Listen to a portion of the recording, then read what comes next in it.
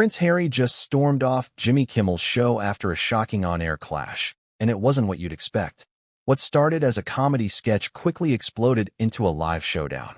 Jimmy Kimmel aired a parody suggesting Archie might not be Harry's son, sparking outrage from the prince himself.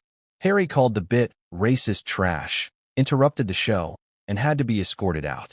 Tonight, we dig deep into what happened behind the scenes, why this moment shattered decades of royal protocol, and what it means for Harry's public battle with the media. Stay tuned. This is more than just a fight over a joke. Before we continue, please hit the like button, subscribe to the channel, and turn on the notification bell for updates. What happens when a joke crosses a line so deep that it sparks a live confrontation on national television? When comedy, race, and royalty collide, the results can be explosive. And that is exactly what happened on the night Prince Harry stormed off Jimmy Kimmel's show after a heated clash over a controversial skit. This is a story about boundaries being tested, personal pain laid bare in front of millions, and a media spectacle that instantly ignited a firestorm across social media and news outlets worldwide. Tonight, we take you inside the unforgettable moment when the British royal, Prince Harry, confronted late-night host Jimmy Kimmel live on air, all because of a satirical sketch involving Archie, Harry's son. A sketch that Harry called racist trash, and that led to him being forcibly removed from the stage. In the next several minutes, we will unpack every facet of this astonishing event. From the moment the skit aired to the reactions behind the scenes, from the public backlash to the nuanced racial implications, and the fallout that will be felt for months, even years, to come.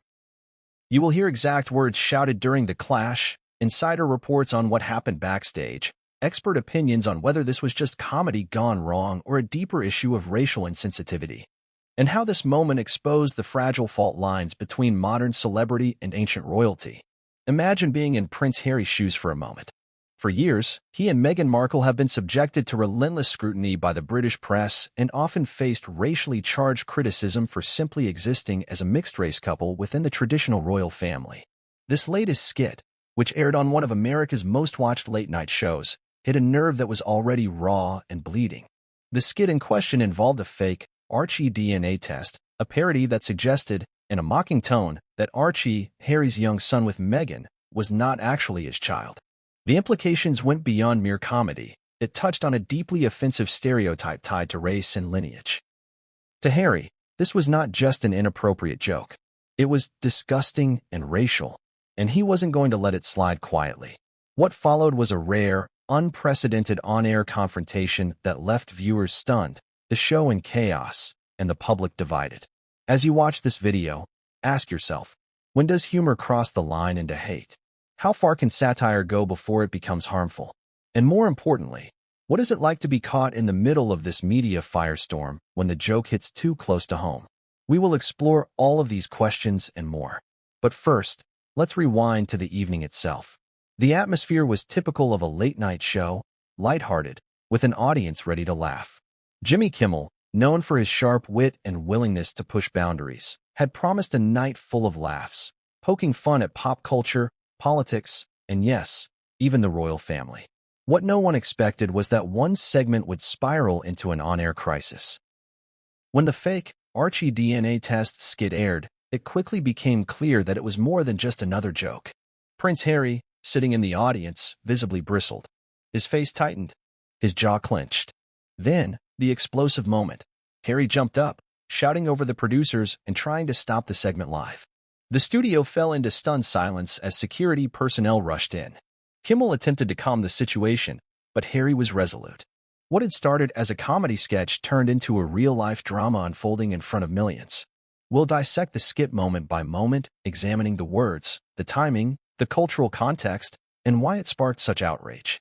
Then, we'll dive into Harry's fiery response, exploring the emotional and historical reasons behind his reaction. This isn't just about a joke gone wrong. It's about the cumulative weight of years of media attacks, racial prejudice, and personal pain. What did Jimmy Kimmel say after the chaos? How did his team respond? What was the mood backstage? And what did this mean for the future of Harry and Meghan's public image? We'll reveal all that and more, including the reactions from the palace, social media storms, and expert commentary on the racial and ethical dimensions of the controversy. In this video, You'll hear from royal insiders, media experts, race scholars, comedy critics, and eyewitnesses.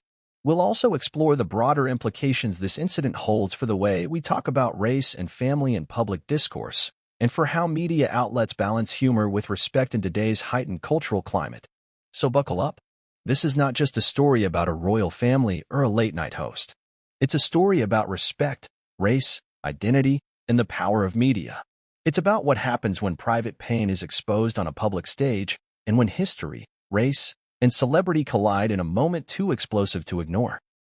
Stay with us till the end, because what you're about to hear will challenge everything you think you know about comedy, race, and the modern monarchy. To fully understand why Prince Harry's reaction was so intense, we need to examine the skit that set everything off, the so-called Archie DNA test parody on Jimmy Kimmel's show. On the surface, it might have appeared as just another typical late-night comedy bit, but beneath the surface, it carried layers of implication and historical baggage that made it profoundly offensive to many. The skit began with a spoof of a DNA testing commercial, complete with dramatic music and exaggerated visuals designed to mock the sensationalism surrounding celebrity paternity rumors. The punchline was that Archie, the young son of Prince Harry and Meghan Markle, was not actually Harry's biological child. The implication was clear. Despite public acknowledgement and a loving family image, the DNA test suggested otherwise. To millions of viewers, this was a humorous jab at celebrity gossip culture. But for Prince Harry, this was an attack on his family's integrity and, most poignantly, a painful reminder of the racist undercurrents that have dogged his family ever since Meghan Markle entered the royal fold. Why was this joke so inflammatory? To answer that, we need to look at the historical context of racial stereotypes related to lineage and parentage. In many societies, insinuations questioning a black father's biological connection to his child have been weaponized to demean and delegitimize black families.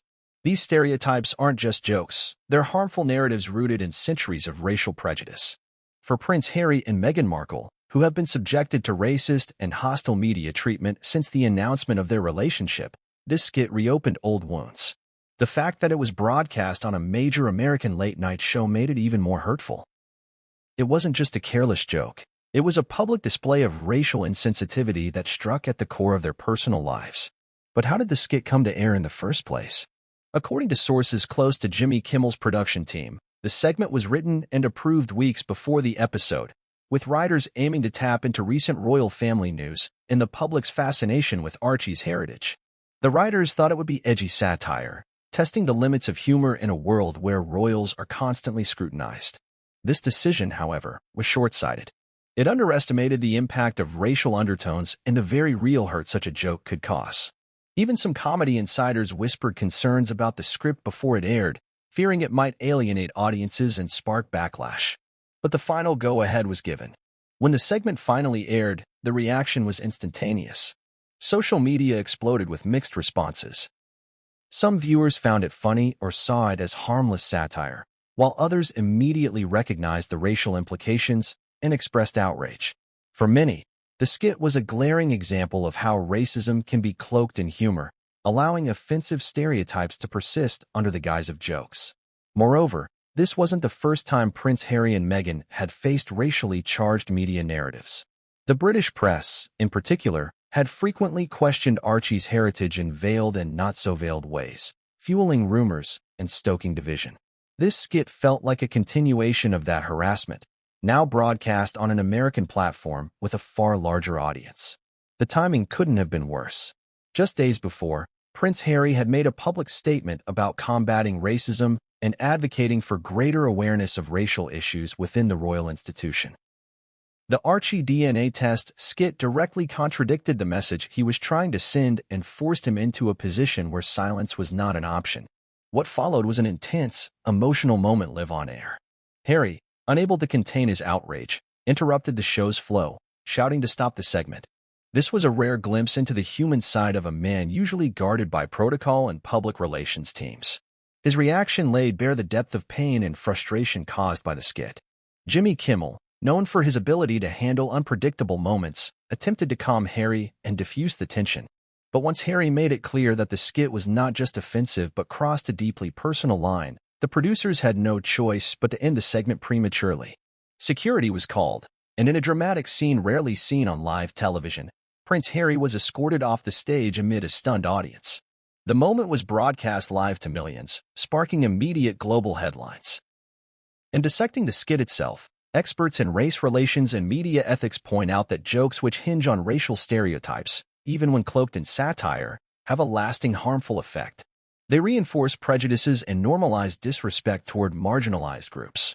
In this case, the targeting of Archie, a child, was especially troubling, crossing a boundary from public figure to vulnerable individual. So what does this incident say about comedy and race in modern media? Can humor ever be truly off-limits?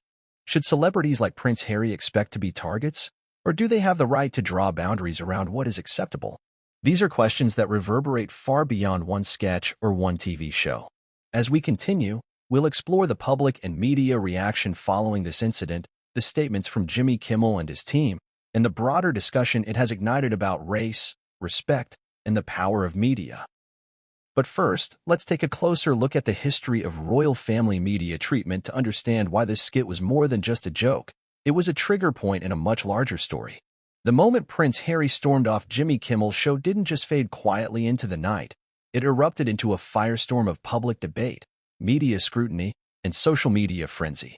The fallout was immediate and intense, with voices from all corners of the globe weighing in on what happened and why it mattered so much. Within minutes of the broadcast, Twitter, Instagram, Facebook, and other platforms were flooded with clips, memes, and heated commentary. Some viewers expressed shock and sympathy for Harry's reaction, understanding the deep hurt behind his outburst. Others criticized him for what they called an overreaction, arguing that late-night comedy often pushes boundaries and that public figures should expect it. One of the most interesting aspects of the public reaction was how sharply divided it became along lines of race, culture, and national identity. Many in the United States, where racial conversations are often front and center in public discourse, were quick to call out the skit as a blatant example of racism disguised as humor. Commentators and activists highlighted the long history of racist tropes about Black fatherhood and the painful impact of perpetuating such narratives, especially toward a child. On the other hand, some in the United Kingdom, where royal family gossip has been a tabloid staple for decades, focused on the breach of decorum and the unprecedented nature of Harry's public outburst. For them, the controversy was as much about breaking royal protocol and media etiquette as about race. International news outlets seized on the story, running detailed analyses and interviews with experts on media ethics, race relations, and celebrity culture. The story dominated headlines for days, sparking debates on radio shows, television panels, and in print.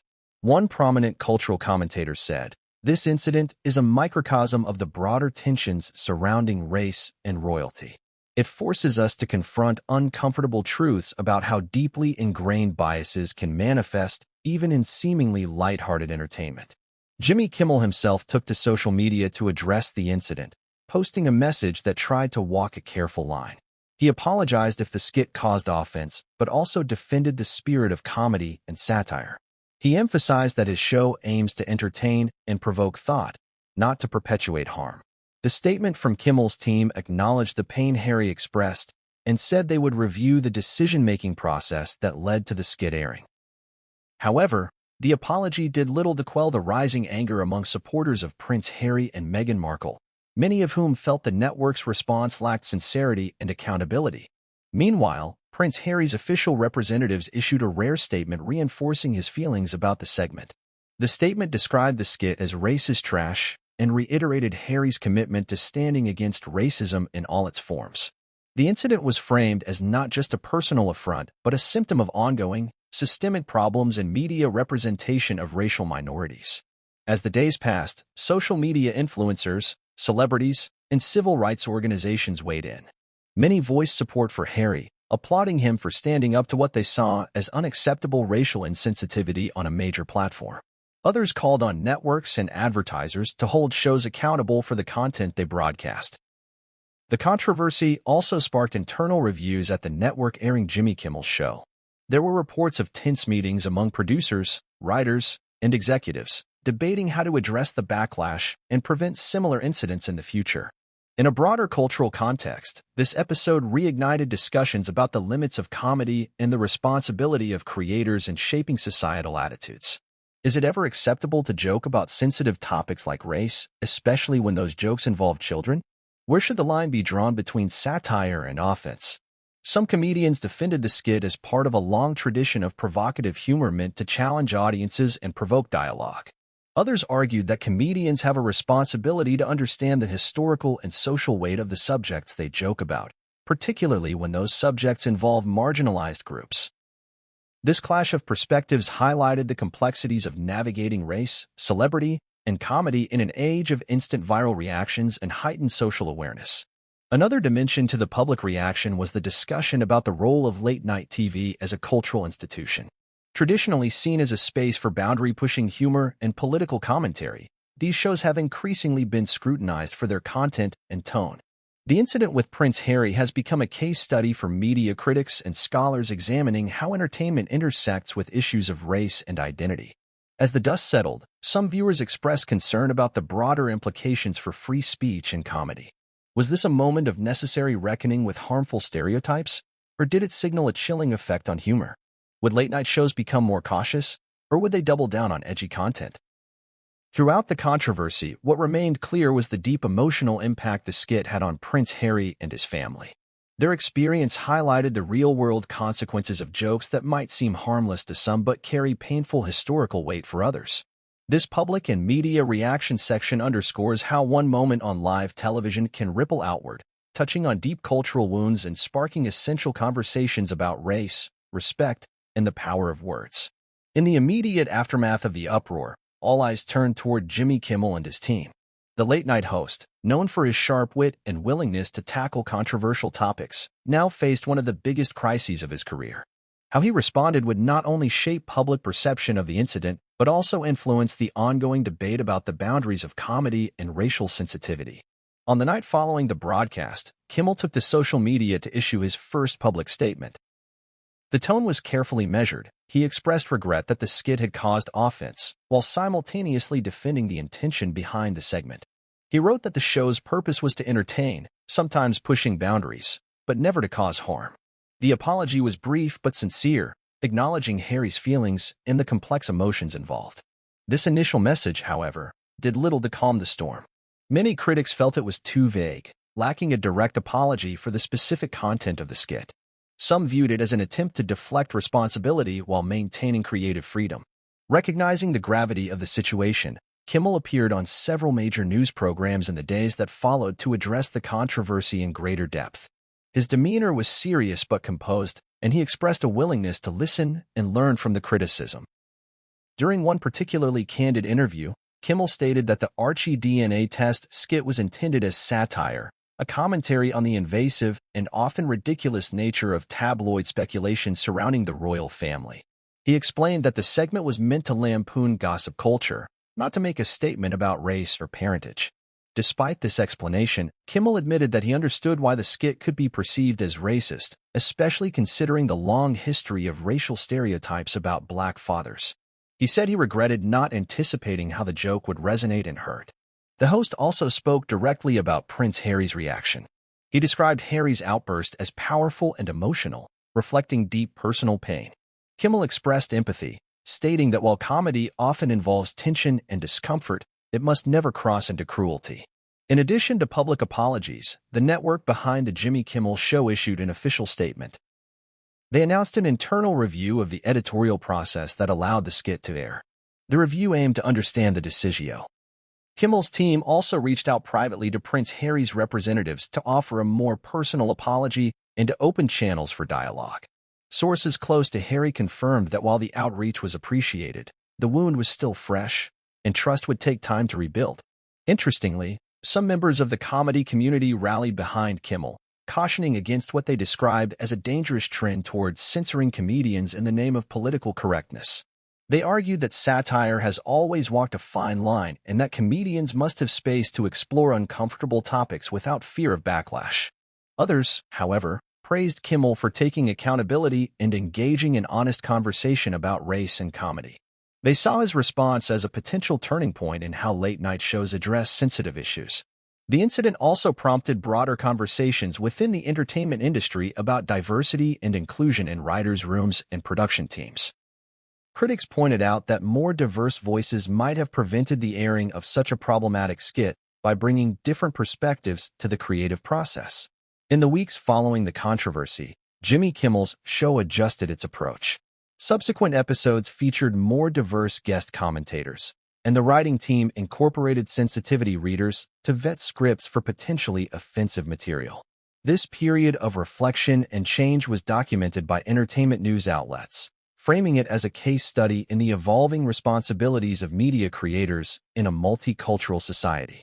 Meanwhile, Kimmel's ratings took a hit initially, but then stabilized as viewers tuned in to see how the host would handle the aftermath.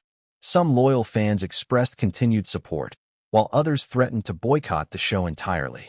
As the media frenzy simmered, Kimmel made a surprising move. He invited Prince Harry to appear on the show for a sit-down interview to discuss the incident, race, and their differing perspectives on comedy and media treatment. The invitation was seen by many as a bold step toward reconciliation and understanding. Harry's team responded cautiously, neither confirming nor denying the offer immediately. The prospect of the interview became a hot topic, with pundits speculating on how such a conversation could impact public perceptions and potentially mend fences. In this way, Jimmy Kimmel's response evolved from a defensive apology to an opportunity for dialogue and growth. His handling of the controversy highlighted the complex balancing act that entertainers must perform in today's socially conscious environment. This section reveals how a high-profile apology can serve as a catalyst for broader industry reflection and change, while also exposing the challenges in navigating public outrage, personal pain, and the demands of comedic expression. Prince Harry's reaction to the skit was swift, passionate, and unequivocal. When the segment aired, it struck a deeply personal chord with him, one that resonated far beyond a simple comedy sketch. To truly understand why Harry's response was so intense, it's important to explore not only the immediate context, but also the broader backdrop of his life, experiences with media, and ongoing struggles with racial issues. From his earliest days, Prince Harry's life has been lived under an unrelenting spotlight. Every action, every word, and every appearance has been dissected and debated. Yet it was only after his marriage to Meghan Markle, a biracial American actress, that the nature of media scrutiny took on a new, far more insidious dimension. The couple endured relentless, often vitriolic press coverage tinged with racial undertones and outright prejudice. These attacks were not limited to gossip. They often crossed the line into blatant racism, including disparaging remarks about Archie, their son. The DNA test joke was not just a tasteless gag in Harry's eyes. It echoed a centuries-old, deeply offensive stereotype that questions the paternity of black children, a stereotype that has been weaponized to marginalize and demean black families for generations. For Harry, who had watched his wife and son face daily harassment, it felt like a punch to the gut, a public airing of a racist trope masquerading as humor. Harry's immediate response was explosive. Sources close to him describe him as visibly shaken and enraged. When he stormed the stage, shouting over the producers and trying to halt the skit, it was an act of desperation, an attempt to protect his family and dignity in real time. It was a rare moment when the usual royal decorum gave way to raw emotion. In the days following the incident, Prince Harry released a carefully worded public statement. The statement was a masterclass in balancing candor with restraint. He condemned the skit as racist trash, emphasizing the emotional harm inflicted on him, Meghan, and their son. He articulated how the joke was not merely offensive but part of a larger pattern of dehumanization and disrespect his family has faced. Harry's statement also took aim at the broader culture that enables such content to air on a major network. He called for greater accountability from media outlets and a reevaluation of what is considered acceptable comedy in a world that demands respect and understanding across racial lines. The statement was supported by several close allies and friends who shared their own perspectives on how media narratives have contributed to systemic racism. These voices reinforced Harry's call for change and urged the entertainment industry to move beyond outdated stereotypes. Notably, Harry's statement included a personal appeal for empathy. He invited the public to consider the human cost behind jokes and skits, reminding everyone that behind every headline or punchline are real people with feelings and histories. This incident also marked a significant moment in Harry's public role as an advocate against racial injustice. His outburst and statement dovetailed with his ongoing work through charitable foundations focused on mental health, racial equality, and combating discrimination. Experts in racial justice and media ethics weighed in, analyzing the incident as a microcosm of broader societal challenges. They highlighted how comedy, when misused, can perpetuate harmful stereotypes and deepen divisions. At the same time, they acknowledged the importance of allowing space for difficult conversations that Harry's response helped bring to the forefront. There was also an exploration of how Harry's unique position as a member of the British royal family married to a Black American woman places him at the intersection of multiple cultural tensions. This intersectionality adds layers of complexity to his experience and public reactions. Throughout all this, Prince Harry maintained a poised and thoughtful public demeanor. His refusal to back down or apologize for calling out racism earned him respect from many corners, including civil rights organizations and advocates for responsible media. At the same time, detractors accused him of overreacting or using the incident to further his own agenda. These criticisms, while expected in a public figure's life, were largely overshadowed by the broader conversation his statement sparked. Harry's statement and actions following the skit opened new dialogue about the responsibilities of media outlets, comedians, and celebrities in shaping narratives around race and family. It challenged viewers to reconsider what is deemed funny and where lines should be drawn. In the weeks that followed, Harry engaged in private discussions with several media executives and advocacy groups to promote awareness and encourage change. These behind-the-scenes efforts reflected his commitment to turning a painful episode into a catalyst for progress. The prince also utilized social media platforms to share messages of unity, respect, and education, connecting with a global audience eager to hear his perspective. Overall, this section provides a deep dive into Prince Harry's perspective, showcasing his personal pain, his broader advocacy, and the impact of the incident on conversations about race, media ethics, and public discourse. The fallout from the incident on Jimmy Kimmel's show rippled far beyond the studio, igniting a firestorm of reactions across social media, news outlets, and celebrity circles. This section explores the diverse range of responses, unpacking how the public and prominent figures interpreted, supported, or criticized Prince Harry's response to the controversial skit. Almost immediately after the broadcast, social media exploded with commentary. Twitter became the battleground where opinions were fiercely expressed, often in starkly divided camps. Supporters of Prince Harry praised his courage to confront what they viewed as blatant racism, applauding his refusal to remain silent in the face of an insensitive joke. Hashtags like #StandWithHarry and #EndRacism trended globally, with thousands sharing messages of solidarity. Fans and advocates framed the incident as a larger reflection of systemic issues in media and entertainment, calling for greater sensitivity toward race and family dignity. On the flip side, some viewers dismissed Harry's reaction as an overblown response to harmless comedy. Critics argued that he should have shown more composure, especially given his royal status, and that the skit was simply meant to be a satirical, lighthearted take rather than a deliberate racial slight. Among these detractors, certain opinion pieces appeared in tabloids and online forums, accusing Harry of seeking attention or playing the victim card. This pushback fueled debates on the limits of humor and the appropriateness of public figures reacting emotionally in live settings. Turning to the celebrity world, several well-known personalities publicly weighed in, adding nuanced perspectives that shaped public discourse. Oprah Winfrey, a longtime supporter of Meghan and Harry, issued a measured but firm statement condemning the skit and applauding Harry's stand against racism. She highlighted the historical context of racial stereotyping in media, emphasizing the importance of respect and awareness. Other celebrities, especially those from diverse backgrounds, echoed similar sentiments. They underscored how jokes about paternity and race perpetuate harmful myths that have real-world consequences. This outpouring of support amplified the gravity of the situation and encouraged broader discussions about race in entertainment. Comedians and entertainers also chimed in, sparking a debate within their own community about the boundaries of satire. Some defended the sketch as a form of edgy comedy that should not be censored, while others acknowledged that the joke crossed a line, advocating for more responsible humor that avoids reinforcing stereotypes. In parallel, Media critics and cultural commentators dissected the incident in depth. They examined Jimmy Kimmel's role as a host and producer, questioning why such a segment was allowed to air on national television. Some suggested it reflected a lack of diversity in the writer's room and a failure of editorial judgment. Journalists also sought to explore the broader context of racial representation on late-night television. This led to articles highlighting the slow progress toward inclusive storytelling and the ongoing challenges faced by people of color in mainstream media.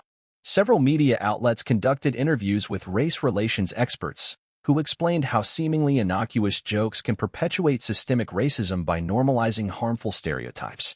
These experts urged networks to implement stronger guidelines and training to prevent similar incidents in the future. Public opinion polls conducted shortly after the incident revealed a complicated picture. While a majority of younger viewers and progressive audiences sided with Harry's condemnation, older and more conservative demographics were more divided, with some sympathizing with the network's comedic freedom.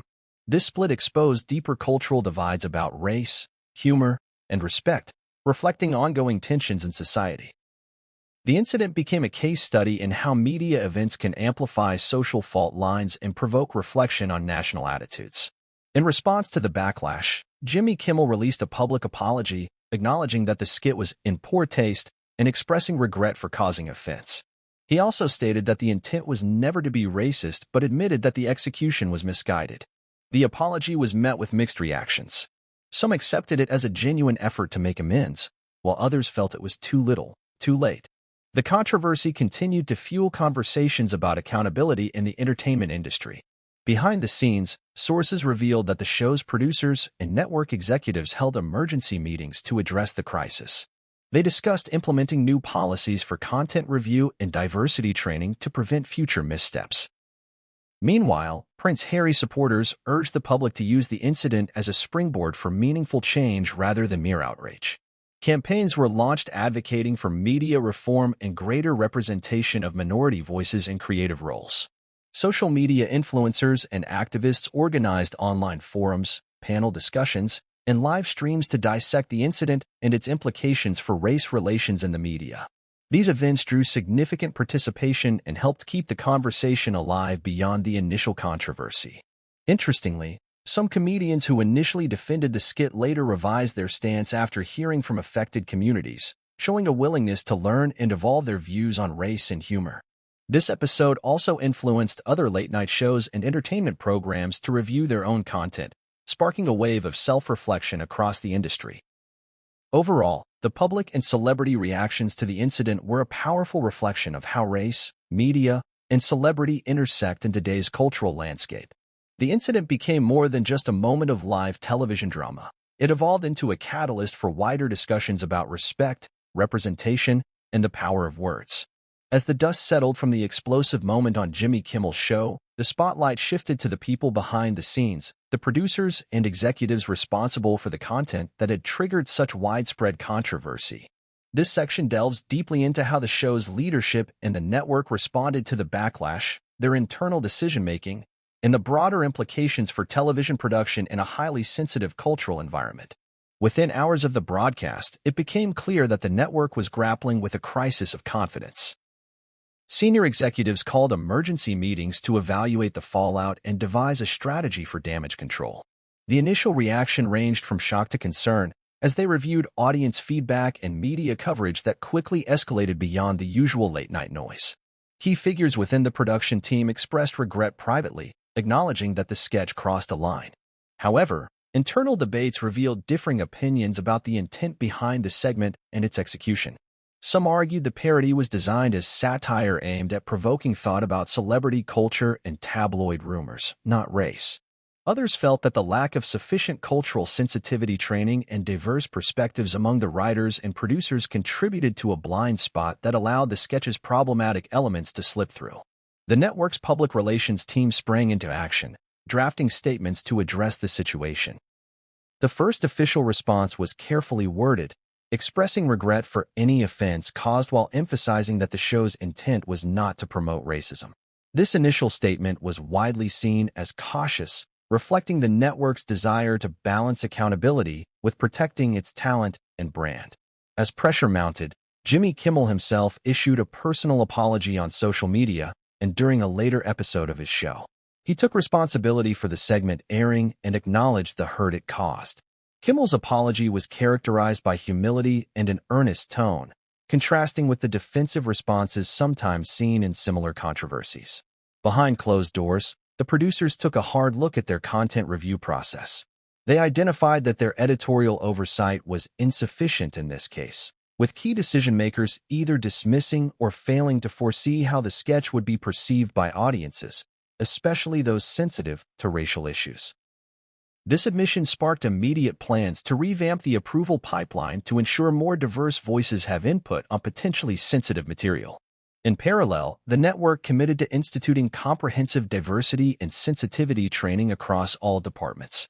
These programs were designed to educate writers, producers, and executives about racial issues, unconscious bias, and the impact of media representation on marginalized communities.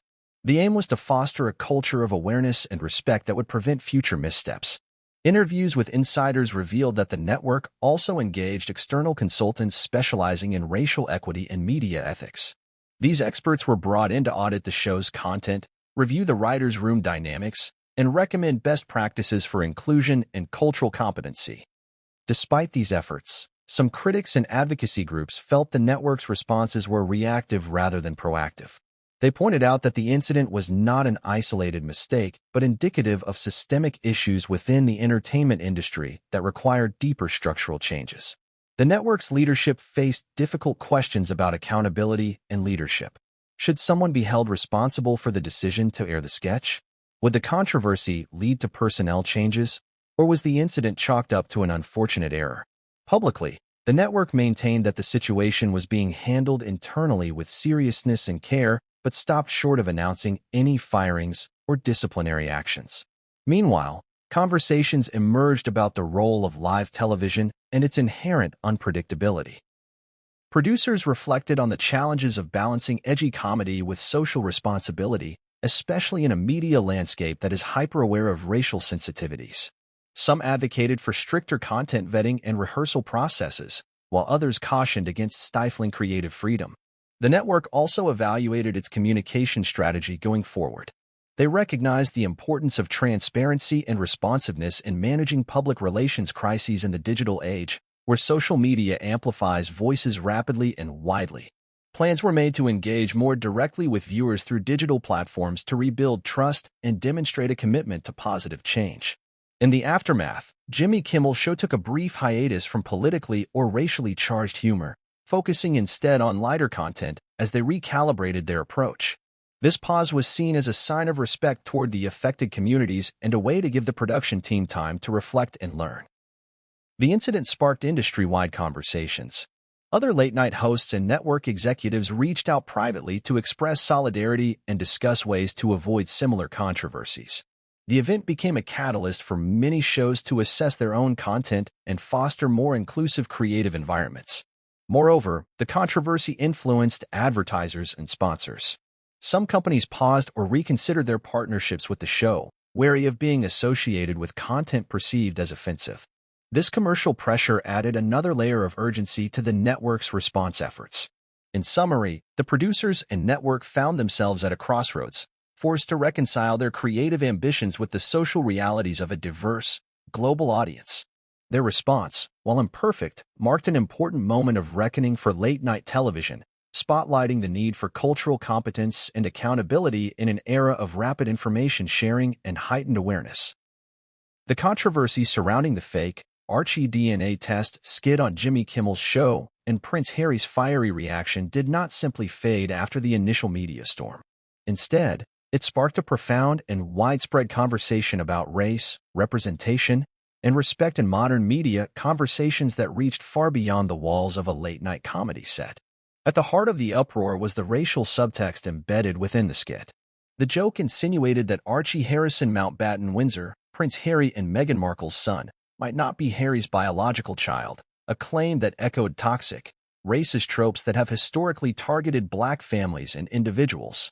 For many, this was not just poor comedy, it was a reinforcement of damaging stereotypes. To understand the depth of the reaction, it is essential to contextualize the history of racial representation in Western media. For decades, Black people and mixed-race families have often been subjected to demeaning portrayals and insinuations that question their legitimacy, identity, or worth. The trope of questioning paternity in Black families has been a persistent, harmful narrative used to demean and marginalize.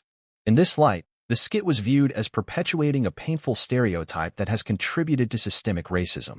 It wasn't merely a joke about celebrity gossip. It touched on a fraught history of racial prejudice, contributing to the marginalization and misunderstanding of mixed-race families like Harry and Meghan's.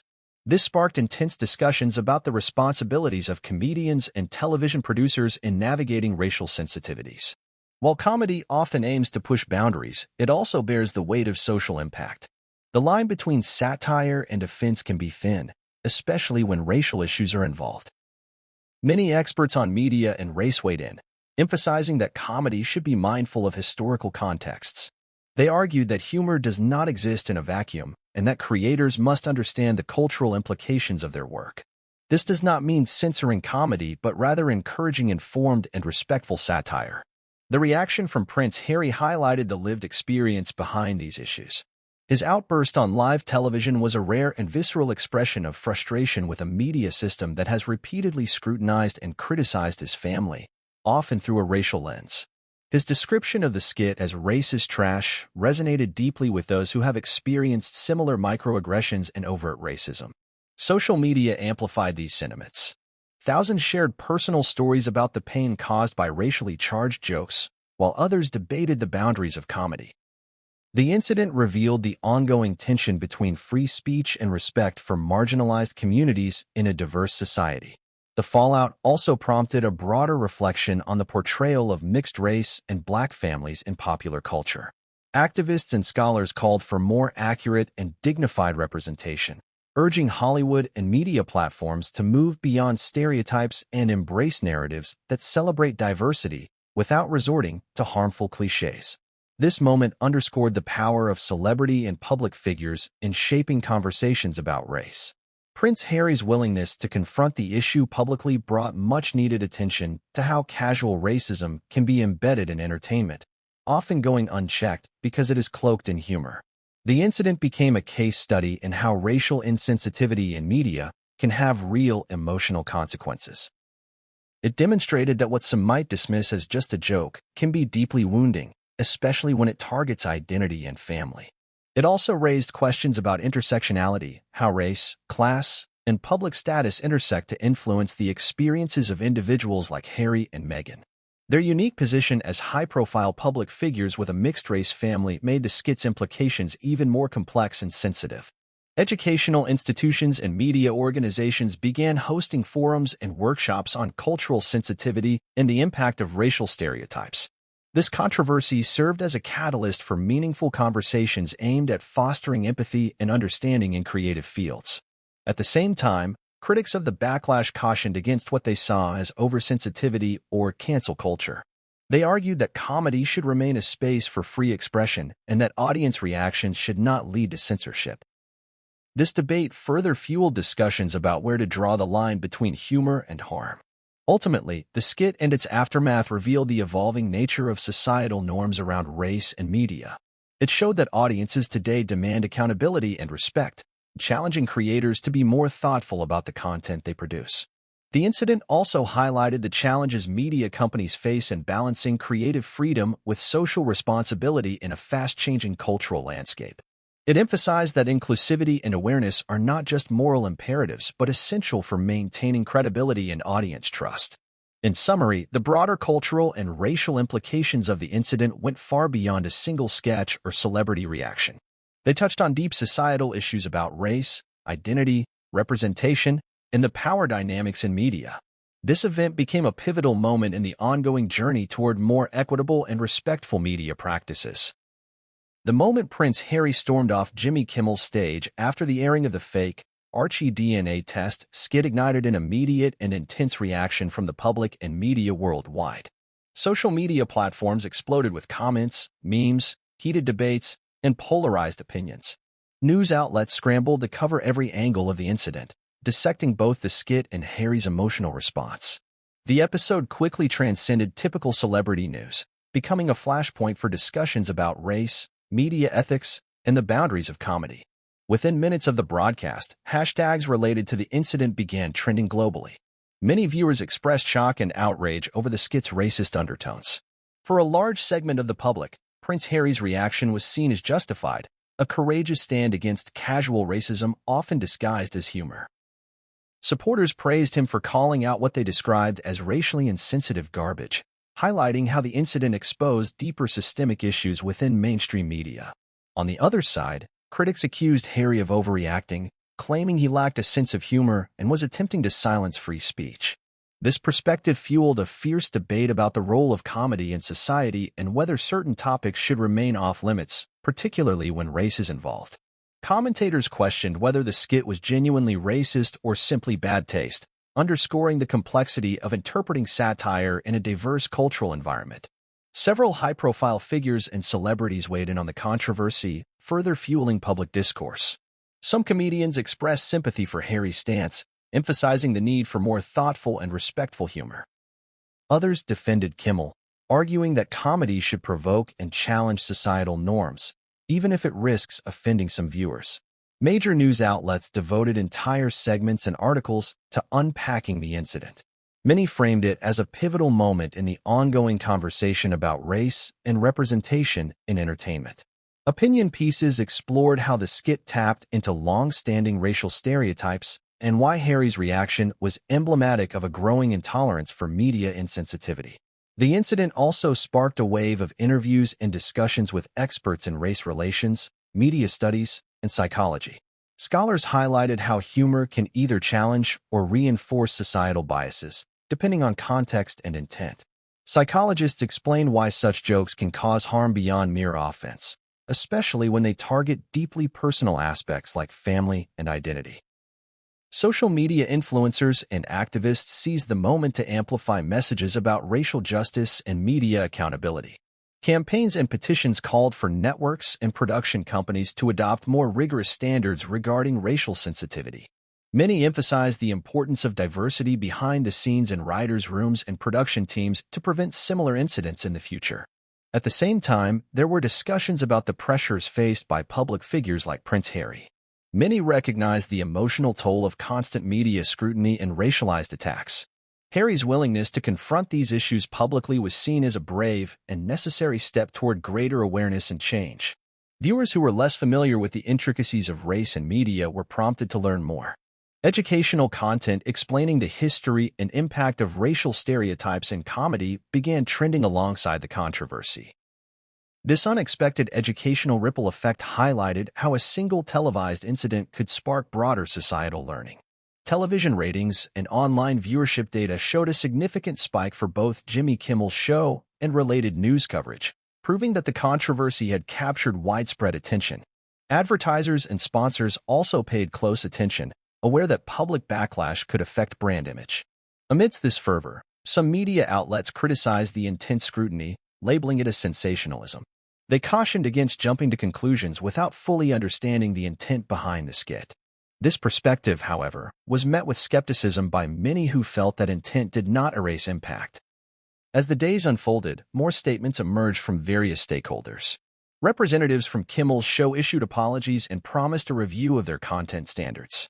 Prince Harry, through official channels, reiterated his stance against racial insensitivity and emphasized his commitment to protecting his family's dignity. This back and forth fueled ongoing conversations about accountability in entertainment.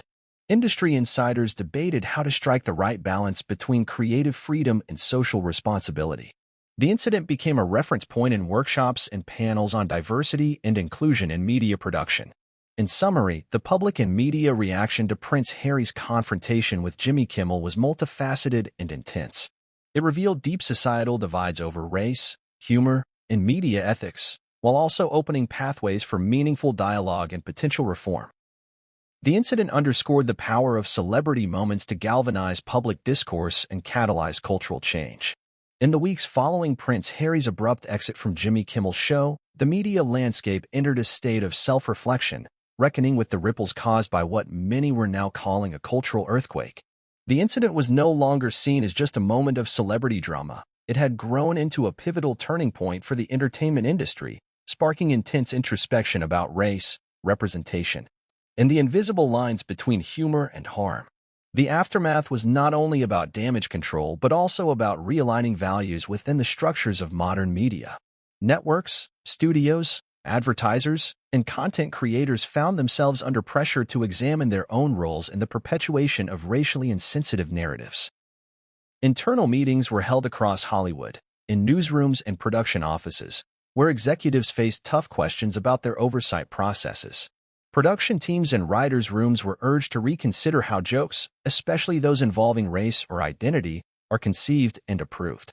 Diversity training initiatives saw a sudden surge in participation, as HR departments sought to assure the public and their own employees that steps were being taken to prevent future controversies of this magnitude. Jimmy Kimmel's own show faced internal upheaval. Several of the writers responsible for the sketch came forward in anonymous interviews to discuss how the segment came to air.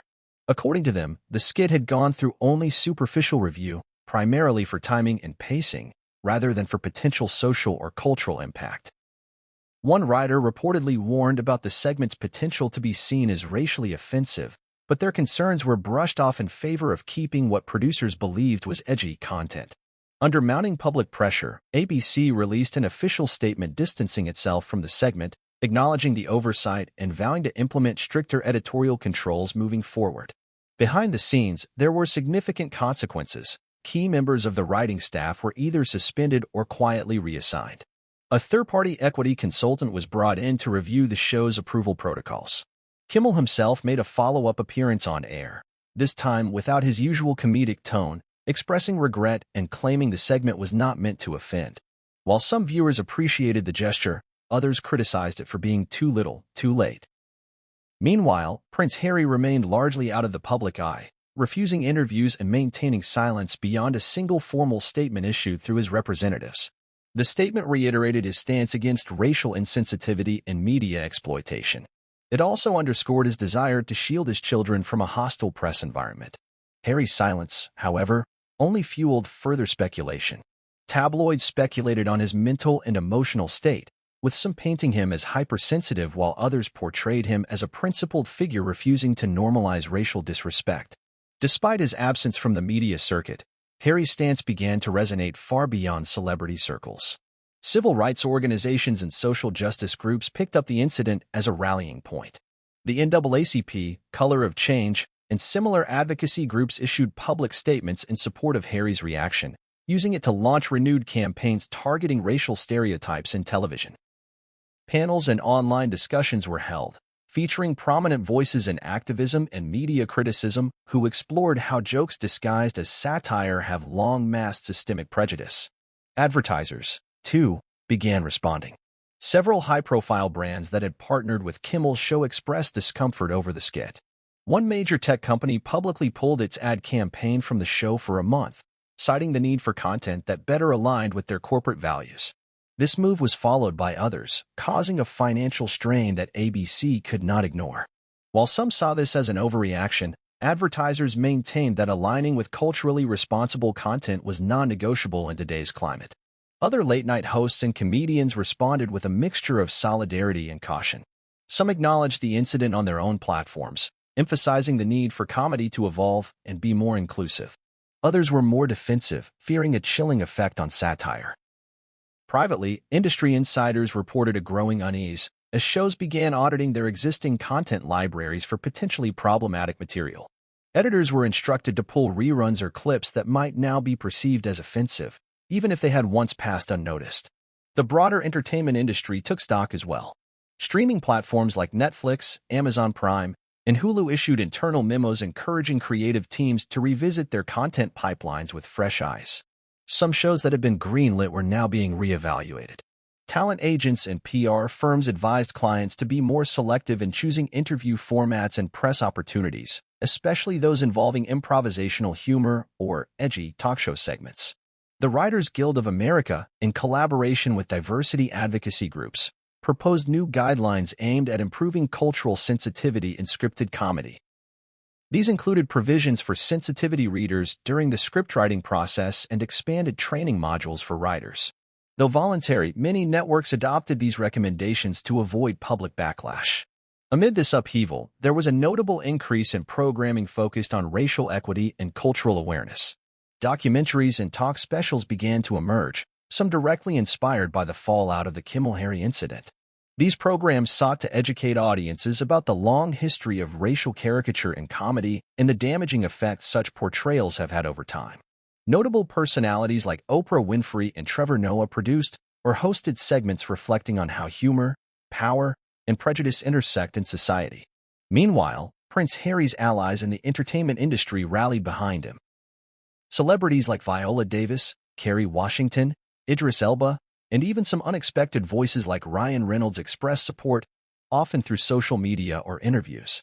Some issued broader calls for systemic reform in Hollywood. The episode began to be cited in conversations around equity at awards shows, writers' roundtables, and industry conventions. It had become a cultural watershed. As for the British royal family, their reaction remained conspicuously muted. Buckingham Palace offered no comment, consistent with its tradition of avoiding public entanglement in media controversies. Yet royal watchers observed subtle moves that suggested internal tension. Sources close to the palace indicated that while some members empathized with Harry's outrage, others feared the incident might overshadow ongoing efforts to rehabilitate the royal brand globally. The silence from the palace only fueled Harry's sense of isolation and public sympathy in certain corners. Some speculated whether the silence signaled a deeper rift between Harry and the institution he had left behind. Others believed it was a strategic decision to avoid inflaming the situation. Either way, the absence of an official statement from the palace added yet another layer to the unfolding drama. Back in the U.S., advocacy continued. Media watchdogs began tracking late-night programming with renewed vigor. A surge of public complaints to the Federal Communications Commission, FCC, prompted regulatory discussions about the responsibility of broadcasters during primetime programming. Though the FCC traditionally refrains from censoring content on the grounds of taste, the volume of complaints was unprecedented, warranting at least a review. By the end of the second month following the incident, the entertainment industry had changed, not entirely, but perceptibly. There was a new caution, a fresh awareness that the tides had shifted. Creators could no longer afford to be tone-deaf or dismissive of legitimate concerns about race and identity. The collision of old norms and new expectations had left a lasting imprint. The incident had also redefined Prince Harry's public image in the U.S. and abroad. Once criticized for leaving his royal duties, he was now seen by many as a voice willing to challenge powerful media forces. Others still saw him as overly sensitive, yet even critics admitted that he had changed the conversation. Whatever one's view of him, there was no denying that Harry had set a precedent. By walking off that stage, he had drawn a line, one that would force an entire industry to think twice before crossing it again. As the public fervor continued to swell in the aftermath of his explosive walkout from Jimmy Kimmel's late-night show, Prince Harry withdrew further into solitude. Behind the palace walls of his Montecito residence, the chaos of media coverage and viral social commentary seemed like an endless storm raging just outside his sanctuary. But within the walls of that grand estate, a different tempest was brewing, one rooted in personal anguish, conflicting loyalties, and the unrelenting weight of family expectation. For Harry, the confrontation on live television wasn't just about a racially charged joke or a poorly thought-out segment. It was a culmination, a breaking point forged from years of pent-up frustration, cultural alienation, and a deep sense of betrayal. And while the world debated his actions and dissected his motives, he was wrestling with an even deeper truth, that no matter how far he ran from the royal system, its influence lingered like a shadow over every choice he made. Sources close to the Duke of Sussex described a man racked with anxiety in the days after the broadcast. According to a trusted friend, Harry barely slept, replaying the segment repeatedly, scrutinizing his own reaction and second-guessing whether his visible fury had harmed the very cause he hoped to defend. He oscillated between conviction and doubt. There were moments when he stood firmly behind his decision to leave the set, and others when he wondered if staying and confronting the joke head-on might have sent a more powerful message. But beyond the inner conflict was a more painful reality, the fallout within his own family. In private, the royals were divided. Some members of the monarchy, particularly younger, more media-savvy figures, understood the deeper implications of Harry's outrage. They acknowledged that public perception of the monarchy's stance on racial issues could be improved and that Harry, in his own way, was trying to push the institution toward a more progressive future. But others, including more senior figures, viewed his behavior as reckless and embarrassing, another example of his inability to separate personal emotion from public duty. It was Queen Camilla, insiders reported, who expressed the sharpest disapproval. Known for her pragmatism and media acumen, Camilla allegedly called Harry's walkout another unnecessary scandal that pulled focus from the monarchy's carefully curated image. She reportedly warned King Charles in private that Harry's continued independence would only lead to further humiliation for the crown. King Charles himself was said to be torn. On one hand, he had long hoped for reconciliation with his youngest son. On the other, he remained deeply aware of the precarious balance of tradition and public opinion that he had to maintain as monarch. While he refrained from issuing any public comment, sources claimed he wrote Harry a private letter. One neither condemning nor condoning his actions, but expressing concern over the path he was on. The tone of the letter, insiders revealed, was distant, almost clinical, reflecting the emotional gap that had widened between father and son over the years. Perhaps the most striking silence, however, came from Prince William. Despite growing public calls for a show of unity between the brothers, William remained silent, both publicly and privately. Aides to the Prince of Wales claimed he viewed Harry's actions as yet another instance of their fractured bond playing out on the global stage. William, always more reserved and measured, reportedly felt that Harry had once again turned a personal grievance into a public firestorm. The brothers' rift, already strained by years of divergent choices and mutual misunderstandings, now seemed irreparable. Any hope for a quiet reconciliation behind the scenes was dashed. In fact, sources claimed that their last communication had occurred several weeks before the incident, revolving not around family matters, but around legal logistics related to the royal inheritance. That conversation, by all accounts, had ended poorly, with neither brother willing to budge on key points of contention. Harry's isolation was not merely familial, it was deeply personal. Friends who had once been part of his tight inner circle found him increasingly difficult to reach. Some described him as distant, preoccupied, and often consumed by guilt. While Meghan offered constant emotional support, there were reports that even she had grown concerned about the emotional toll the incident had taken on her husband. Despite her composed public appearances, those close to her said she was navigating her own quiet storm, balancing loyalty to her husband with anxiety over the renewed scrutiny their family was under. Harry, for his part, began channeling his energy into introspection. He took long walks alone through the Santa Barbara Hills and reportedly began journaling intensely, sometimes for hours at a time, trying to process what had transpired and what it all meant in the broader context of his life's trajectory. He turned down media appearances, rejected offers from sympathetic outlets to tell his side of the story, and ignored calls from publicists urging him to seize the moment for positive spin. According to those closest to him, Harry wasn't interested in spin. He was interested in truth and in healing, though both seemed in short supply. He found some solace in his children, particularly in the innocence of their world. Watching Archie build Lego castles or hearing Lilibet giggle during bedtime stories reminded him of what truly mattered. But even those moments were haunted by the knowledge that the media storm outside their home would eventually affect them too. He worried constantly about what his children might one day find on the internet, what narratives they would inherit about their father. The emotional weight began to manifest physically. Friends noticed he lost weight, appeared visibly fatigued in the rare public outings he made, and seemed more reserved than ever. One longtime friend reportedly urged him to seek counseling again, reminding him that grief, in all its forms, doesn't always arrive in a single, identifiable moment. Sometimes, it builds slowly, layer by painful layer, until the weight becomes too much to bear. Yet amid the pain, Harry also found an unexpected source of strength: the letters. After his public statement condemning the segment, Harry began receiving thousands of handwritten letters from supporters around the world. Some were from individuals of mixed race, who shared their own experiences of being the butt of jokes or being dismissed by the media.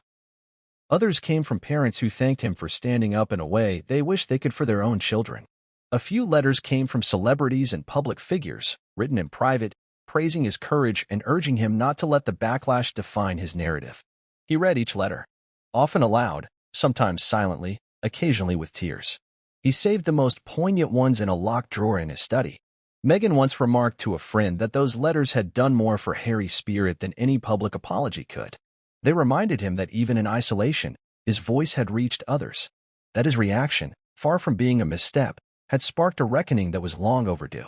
Even as the media cycle gradually moved on, turning its attention to the next celebrity scandal or political drama, the implications of Harry's stand lingered. Within the royal family, communication lines remained strained. Any upcoming family gatherings, such as Trooping the Color or the Christmas address, were now cloaked in uncertainty. Whether Harry would be invited or would attend was a question no one seemed able to answer definitively. Privately, Meghan reportedly advised against re-engagement with the palace, at least for the foreseeable future. She argued that any attempts at reconciliation would only be used to rehabilitate the monarchy's image at Harry's expense. For her, the issue was not just about family, it was about principle. Harry wasn't so sure. He missed his father. He missed the brother who had once been his best friend. But he also knew that silence had become a weapon within the family, wielded more effectively than any public rebuke. And for a man who had spent years shedding the skin of royalty to find his own voice, the idea of being silenced again, by guilt, by pressure, or by tradition, was intolerable. In the end, Harry's private struggle after the Kimmel incident was not merely about a single televised slight. It was about identity, belonging, and the high price of stepping outside a system that demands conformity above all else. His journey from royal scion to media pariah to reluctant icon of accountability had taken its toll. But it had also revealed a man who, for all his flaws and missteps, was no longer willing to compromise on the values he believed in. He had walked out, yes. But more than that, he had walked away from silence, from complicity, and perhaps from the hope that the family he was born into would ever truly understand the man he had become. As the dust began to settle following Prince Harry's explosive walkout from the Jimmy Kimmel Live studio, the event began to reverberate far beyond the confines of Hollywood or Montecito. What initially appeared to be an awkward television moment quickly transformed into a global cultural flashpoint.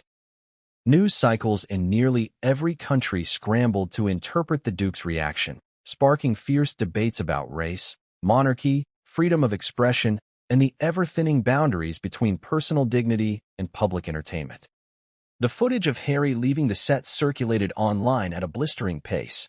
Within minutes, the clip had been uploaded to Twitter, TikTok, Instagram, and YouTube, gaining millions of views in mere hours. The moment became a digital battleground, a short walkout that encapsulated decades of royal controversy and cultural tension. Hashtags like #HarryWalksOut, #KimmelControversy, and #RespectHarry trended globally. Within 48 hours, the video had been translated into over a dozen languages, replayed and dissected on nightly news programs, talk shows, and in university lectures across continents. In the United States, the reaction was polarized.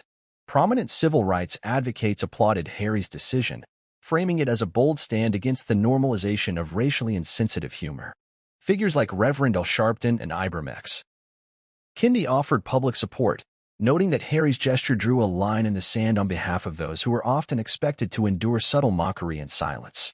Academic institutions used the incident as a case study on racial microaggressions, media representation, and cultural accountability.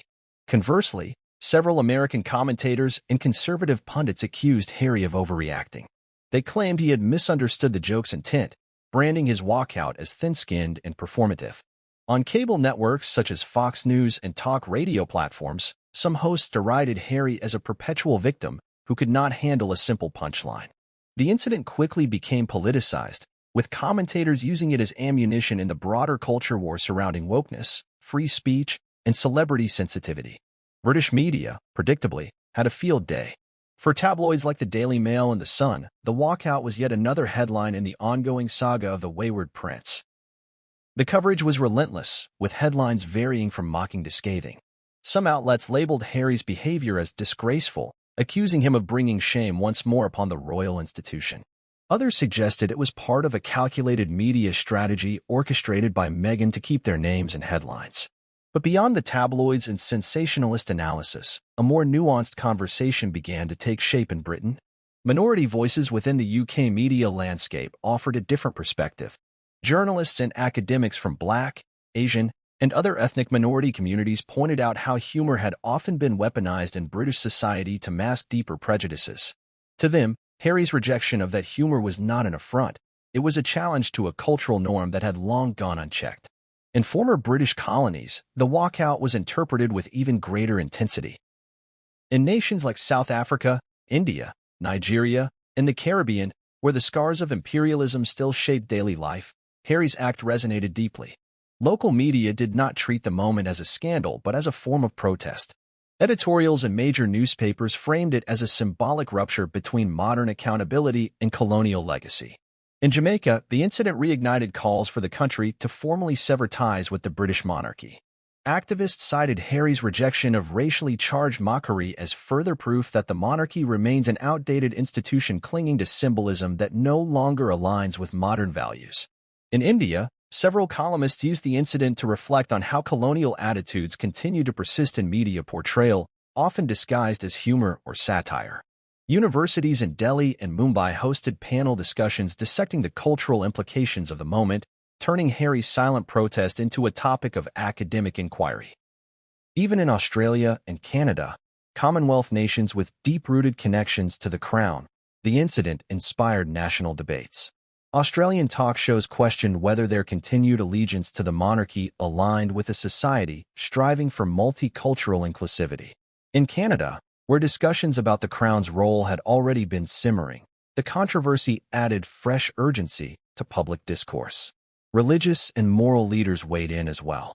Some church leaders praised Harry for walking away from mockery, framing his actions as aligned with spiritual principles of self-respect and non-participation in environments that belittle human dignity. The Archbishop of Cape Town referenced the walkout in a Sunday sermon, commending Harry for defending what he termed the sanctity of interracial love and family. Conversely, more conservative voices criticized the prince for rejecting grace and forgiveness, suggesting he missed an opportunity for engagement rather than confrontation. Meanwhile, in Hollywood and the entertainment industry more broadly, the walkout set off a cascade of self-reflection. Comedians, writers, and producers began reassessing the kinds of jokes being written into late-night television. Writers' rooms buzzed with conversation about the line between satire and offensiveness. Some networks reportedly began reviewing existing scripts and skits for potentially problematic content. Privately, several celebrities expressed nervousness over whether they, too, might find themselves on the receiving end of similar scrutiny. For Jimmy Kimmel, the fallout was immediate. While his team initially tried to downplay the incident, calling it an unplanned moment of miscommunication, pressure mounted quickly. Several advocacy organizations demanded a formal apology. Others called for Kimmel to use his platform to address the broader issues at play. Within a week, viewership of the show began to fluctuate. Sponsors reportedly grew anxious, with some pausing advertisements as public sentiment remained volatile. Eventually, Kimmel issued a statement on air, expressing regret for the segment's impact but stopping short of a full apology. He maintained that the joke was intended to mock tabloid absurdity, not to belittle Harry or his family. The response, however, received mixed reviews. Some saw it as a step toward reconciliation, others viewed it as deflection. The incident sparked wider debates about comedian responsibility and the shifting landscape of entertainment in a more socially conscious age. On social media, public opinion remained deeply divided. Some users posted videos of themselves walking out of situations in solidarity with Harry, dubbing it the Harry Challenge. Others mocked the gesture, creating memes that painted Harry as overly sensitive or self-important. But amid the noise, there was a quieter undercurrent of reflection. Across platforms, users began sharing their own stories of walking away from environments that felt toxic or demeaning, whether in workplaces, families, or friendships. In this way, the walkout became more than a royal controversy. It became a symbol of boundary setting and the right to reclaim personal dignity. Perhaps the most unexpected reaction came from within other royal families across Europe and beyond. The Danish royal household released a rare statement defending the value of cultural sensitivity in public engagements. The Dutch and Norwegian royal press offices refrained from direct comment, but emphasized in subsequent interviews the importance of understanding cultural context when appearing in foreign media. These subtle acknowledgments indicated that Harry's actions had triggered ripples even within the most tradition-bound institutions. Back in Montecito, Harry remained largely out of sight. Despite the global conversations he had sparked, he resisted the temptation to insert himself back into the media whirlwind. This silence, however, only fueled more speculation and amplified the importance of the walkout. With no clarifying interviews or tell-all documentaries to reframe the narrative, Harry's simple act of walking away stood on its own, a moment raw, unvarnished, and open to interpretation. The cultural shockwaves were still being felt weeks later. Academic journals began commissioning papers. Documentarians pitched projects exploring the broader implications. Even major museum exhibitions on modern monarchy began to factor the walkout into their narrative structures, treating it as a defining moment in the evolution of the House of Windsor's relationship with the modern world. For the British monarchy, the event underscored a painful truth that their image, once carefully insulated from public criticism, was now inextricably linked to the wider currents of global discourse. Harry's walkout had become more than a family drama. It was a litmus test for the institution's adaptability, its sensitivity to change, and its willingness to confront uncomfortable truths. By the time the media cycle began shifting to other headlines, the legacy of the incident remained deeply etched in the public consciousness. It had sparked new conversations, reopened old wounds, and forced institutions, individuals, and industries to re-examine their roles in perpetuating or challenging systems of casual bigotry. In the end, the walkout was never just about a joke. It was about history, about power, about the courage to say, in the clearest way possible, this is not acceptable. And for millions of people watching around the world, that message reverberated louder than any punchline ever could. As the world dissected the now infamous moment of Prince Harry's abrupt walkout from Jimmy Kimmel Live, many questions swirled around the circumstances leading up to the incident. Chief among them was the question of Meghan Markle's role. While Harry took center stage in the dramatic confrontation with late-night satire, it soon became clear that Meghan's influence and presence loomed large behind the scenes. Her involvement, though subtle and largely unseen, was undeniable to those familiar with the internal dynamics of the Sussex household and their approach to public life. Meghan, a seasoned actress, activist, and communication strategist in her own right, had long assumed the role of both advisor and protector when it came to Harry's media engagements. Her acute awareness of media optics and narrative framing meant she was often the first to analyze a potential appearance, vet talking points, and anticipate public reaction. This wasn't mere micromanagement. It was part of a deliberate strategy to shield their family from the kind of reputational landmines that had so often defined their post-royal lives. Sources close to the couple revealed that Meghan had reservations about the Jimmy Kimmel appearance from the beginning. Though Harry was initially enthusiastic about reconnecting with a broader American audience in a more relaxed setting, Meghan reportedly questioned whether late-night television, known for its edgy humor and unpredictable hosts, was the right platform. She feared the unpredictability of live comedy and knew, perhaps more than anyone, how quickly a seemingly light-hearted moment could spiral into a damaging public relations debacle. Despite her concerns, Meghan did not insist that Harry cancel the appearance outright.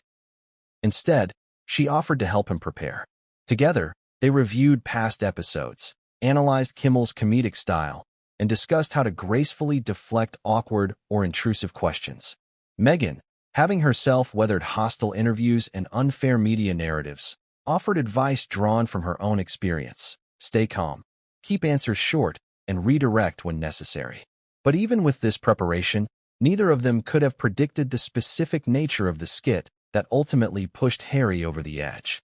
According to insiders, Meghan was watching the show live from their Montecito home when the incident unfolded. She had opted not to accompany Harry to the studio, preferring to avoid the press attention that typically surrounded such outings. But as soon as the satirical segment about their children began to air, her mood shifted. Friends who were with her at the time described a visible change. Her body tensed, her expression hardened, and her phone was immediately in hand. It was not long after the sketch began that Meghan reportedly sent Harry a text. While its contents have remained private, it is widely believed to have been a warning or a plea. Whether Harry read it before walking out is uncertain. What is clear, however, is that Meghan's instincts about the situation proved prescient. The moment the skit crossed into personal territory, mocking their children's heritage and names, Harry snapped. And though his actions were his own, the emotional backing and strategic framework that Meghan had instilled in their relationship likely gave him the courage to act. Following the walkout, Meghan took swift steps to manage the fallout. Those who work with her describe a woman who, far from retreating into the shadows, assumed control of the situation with precision. Calls were made to their publicists. A tightly crafted statement was prepared, expressing Harry's disappointment without naming the show or its host. Meghan's input was all over it. The carefully chosen words, the firm but non-combative tone, the emphasis on values rather than vendettas. She also reached out privately to allies in the media. Journalists with whom she had developed respectful relationships over the years received discreet messages hinting at the broader context behind Harry's reaction. This quiet campaign helped shift the narrative from impulsive outrage to principled protest. While tabloids spun headlines about diva tantrums and drama-seeking royals, more reputable outlets began publishing op-eds defending the Sussexes and condemning the normalization of racially insensitive humor. Back in Montecito, Meghan shielded Harry from the media frenzy. She reportedly insisted he take a few days to unplug. No social media, no interviews, no doom scrolling. Instead, the couple spent time with their children, cooked meals together, and took long walks along the Santa Barbara coast. It was during this period that Meghan's influence truly shone. She reminded Harry of their larger mission, to change the conversation, to stand up for what was right, even when it was uncomfortable. While the public often sees Meghan as a lightning rod for controversy, those close to her paint a different picture, one of a meticulous planner, a fierce mother, and a woman unafraid to draw boundaries when necessary. In this incident, her unseen role was that of a strategist, a counselor, and, above all, a protector. Not just of Harry, but of their children and the legacy they are trying to build. Indeed, Meghan has long understood the power of media framing. Her own battles with the British press taught her painful lessons about how quickly public sentiment can shift and how critical it is to control one's narrative. This event, while unexpected, provided an opportunity to once again assert control, not by reacting publicly with fire and fury, but by using silence, restraint, and carefully directed energy to steer the conversation. Some critics accused Meghan of manipulating Harry, of orchestrating the walkout to fuel their ongoing media presence. But such interpretations ignored the emotional reality of their bond. Meghan did not need to push Harry into action. She simply supported his decision to stand up for what they both believed in. Their shared experience of media exploitation, their mutual understanding of what was at stake, made their alignment on this issue almost instinctive. In the days that followed, Meghan continued to play a key role in shaping the public's perception. She arranged for a trusted family friend to give an anonymous interview to a major publication, offering insights into how the incident had impacted their family without appearing overly defensive. At the same time, she coordinated with their legal team to monitor potential defamation or misinformation. Though she remained physically out of the spotlight, Meghan's presence was felt at every stage of the post-walkout process. Interestingly, Meghan also reportedly reached out to several Black women in media and academia, encouraging them to share their own perspectives on the incident. By amplifying diverse voices rather than inserting herself into the conversation, she widened the lens through which the moment was understood. This approach not only deflected accusations of self-interest, but also underscored her commitment to structural change. Privately, Meghan was said to be deeply hurt, not just by the sketch itself, but by the way some segments of the public seemed to laugh along with it. The mockery of their children's names, of their identities, struck a nerve that went beyond mere satire. It reminded her of all the times she had been told, explicitly or implicitly, that she did not belong. But rather than respond with anger, she channeled that hurt into action. She began discussions with advocacy organizations, exploring new ways to push for more responsible media practices and more inclusive representations. Some reports suggest that Meghan may even be working on a new media initiative, possibly a podcast series or docuseries, dedicated to examining the fine line between humor and harm in public discourse. Though unconfirmed, the speculation reflects the broader public recognition that Meghan is not simply reacting to events but is constantly thinking several steps ahead. To the casual observer, Meghan Markle might have seemed absent from the walkout debacle. But her fingerprints were everywhere, in the preparation, the aftermath, the tone of the public statements, and the quiet mobilization of support. Her unseen role was not a passive one. It was active, deliberate, and driven by a deep understanding of both personal and public dynamics. In the broader context of their lives post-Megxit, this moment underscored once again that the Sussexes are a team. bound not only by love and family but by a shared mission to challenge outdated norms and redefine what it means to live authentically in the public eye. Meghan's role behind the scenes may not have been captured on camera, but it was central to the story. She was not the echo behind Harry's protest, she was the foundation beneath it. As public interest in the incident gradually begins to fade, one thing remains clear: Meghan Markle is no passive partner in the narrative of Prince Harry's life. She is a co-author, an architect, and at times, the compass. Her unseen role during this controversy served as yet another reminder of the quiet power she wields, and the far-reaching impact of her behind-the-scenes influence. When news broke that Prince Harry had abruptly walked off the set of Jimmy Kimmel Live following a controversial skit mocking his children, the world turned its attention to Buckingham Palace. The global media scrambled for reactions from royal sources, journalists dug for insider statements, and palace watchers speculated wildly. Would the monarchy support Harry in his moment of fury, or would the cold distance that had defined the post-Megxit relationship prevail once more? The palace's eventual response would say much, not only about its stance toward Harry and Meghan, but also about its evolving role in the face of modern media scrutiny. In the first 24 hours, there was silence. A deep, deafening silence. No statement, no briefings, no off-the-record comments. This void was quickly interpreted by the British press as a refusal to acknowledge Harry's outburst. Royal correspondents, citing unnamed insiders, claimed the palace was blindsided by Harry's behavior. Some went as far as to label it a stunt, engineered for attention. The Daily Mail published a scathing editorial criticizing Harry's public tantrum and accusing him of once again bringing embarrassment to the royal institution from Wick. But behind the palace walls, the atmosphere was anything but composed. Sources close to senior courtiers described an emergency communications meeting held the morning after the incident aired. While the monarchy rarely responds to family drama involving Harry and Meghan, the explosive media coverage and cultural implications of the sketch and Harry's walkout forced the palace to consider whether remaining silent was the wisest course of action. According to insiders, there were sharp divisions within the royal communications team. On one side were the traditionalists, those who believed that responding in any form would only legitimize Harry's actions and fan the flames of controversy. They pointed to the Queen's past mantra: never complain, never explain. Silence, they argued, would protect the crown's dignity and allow the storm to pass. On the other side were younger, more media-savvy advisors, many of whom had been brought in during King Charles's reign to modernize palace communications. They warned that silence in this case could be interpreted as indifference to racism and mockery of royal children.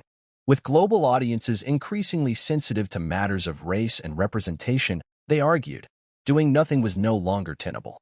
King Charles himself reportedly took a personal interest in the deliberations. Sources say he was deeply concerned about how the incident was playing out internationally, especially in Commonwealth nations. Aware that Meghan had previously alleged racism within the institution, Charles knew that perceived complicity in the sketch, even through silence, could further damage the monarchy's image. He asked his advisors to prepare several draft responses, each with varying degrees of acknowledgement. However, any statement involving Prince Harry posed significant risks. With tensions still high after years of public acrimony, any perceived support for Harry could be seen as undermining the current royal narrative. On the other hand, ignoring the matter altogether risked alienating younger and more progressive audiences. Ultimately, the palace opted for a middle path. 72 hours after the walkout, a brief statement was released via a palace aide. The royal household does not comment on individual media programs. However, the dignity and well-being of all children, regardless of their public standing, is a matter of deep importance to His Majesty the King. It was a classic palace maneuver, vague enough to avoid direct involvement, but clear enough to register as a subtle nod of disapproval toward the offensive sketch. The message was read on air by the BBC and CNN within the hour and was quickly picked up by the Associated Press and Reuters. While some interpreted the statement as a quiet show of solidarity with Harry and Meghan, others saw it as an act of bureaucratic deflection. It offered no explicit support for the couple, nor did it address the deeper issues at play: race, media ethics, or the protection of royal descendants. Critics called it too little, too late. The Guardian ran a column titled, "Silence Speaks Volumes. The Palace Still Doesn't Get It," while the New York Times asked whether Buckingham Palace was capable of evolving in today's media landscape.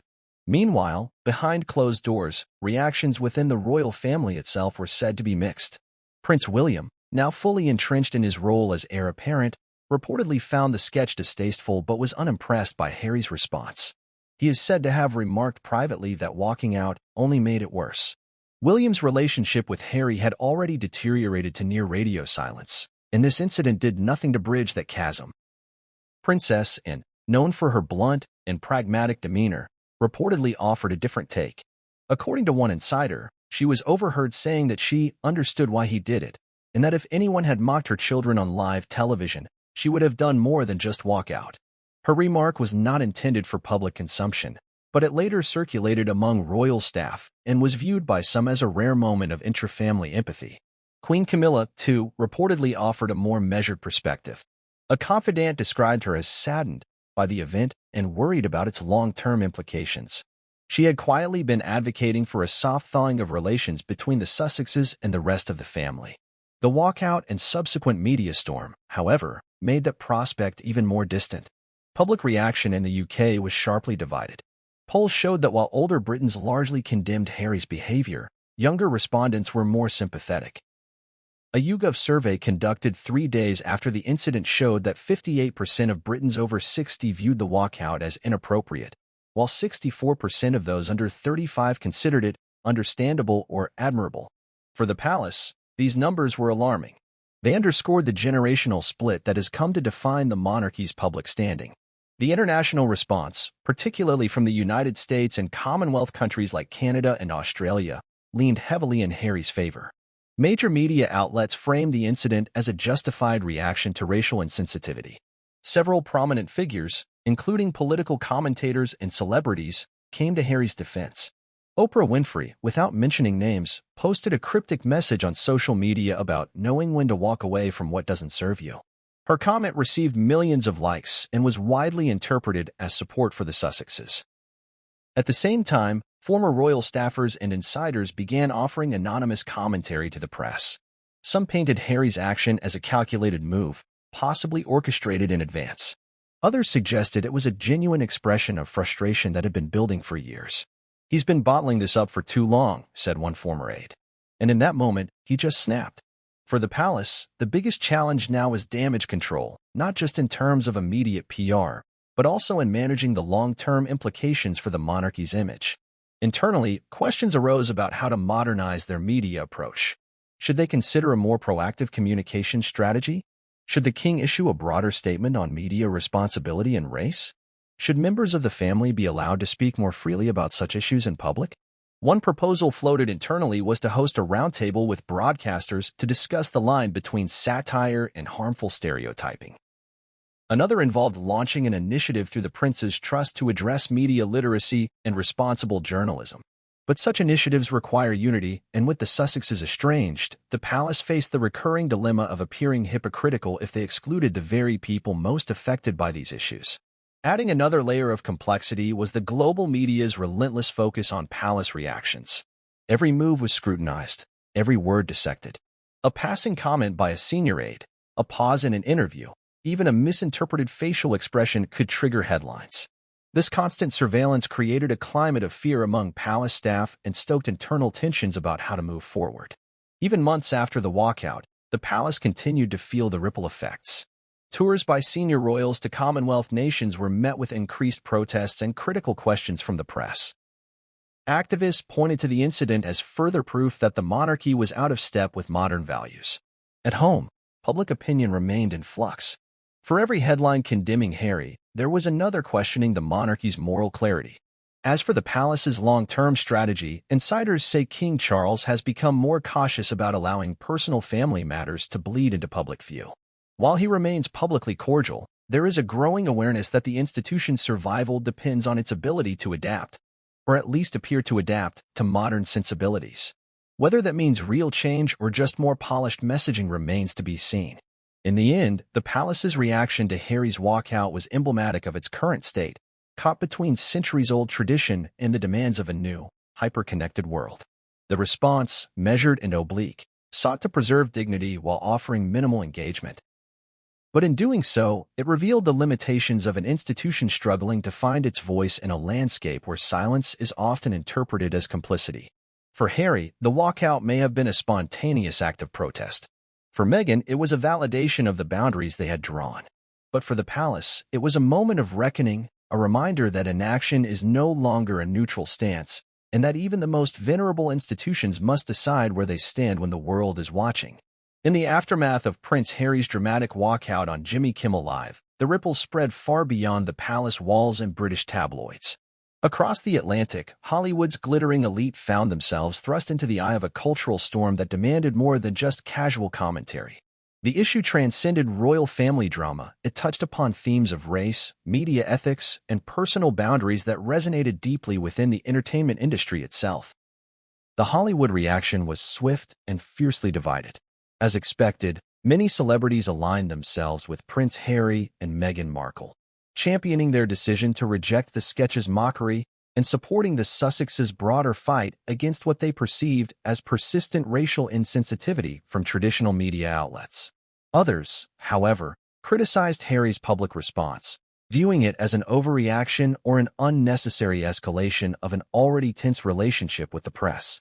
Leading the pro-Sussex chorus was Oprah Winfrey, whose relationship with the couple had long been public and supportive. In a carefully worded Instagram post, Oprah expressed solidarity with the Sussexes' right to protect their family, emphasizing the need for empathy in an era of heightened racial awareness.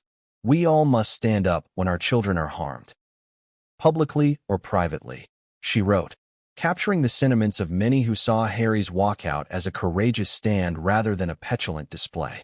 Oprah's endorsement carried significant weight in Hollywood, where she commands immense respect both as a media icon and cultural influencer. Her post was quickly shared and amplified by a host of other celebrities, including Beyoncé, Rihanna, and Zendaya. Each of these stars issued statements or social media posts underscoring their support for the Sussexes and condemning the sketch's perceived racial undertones.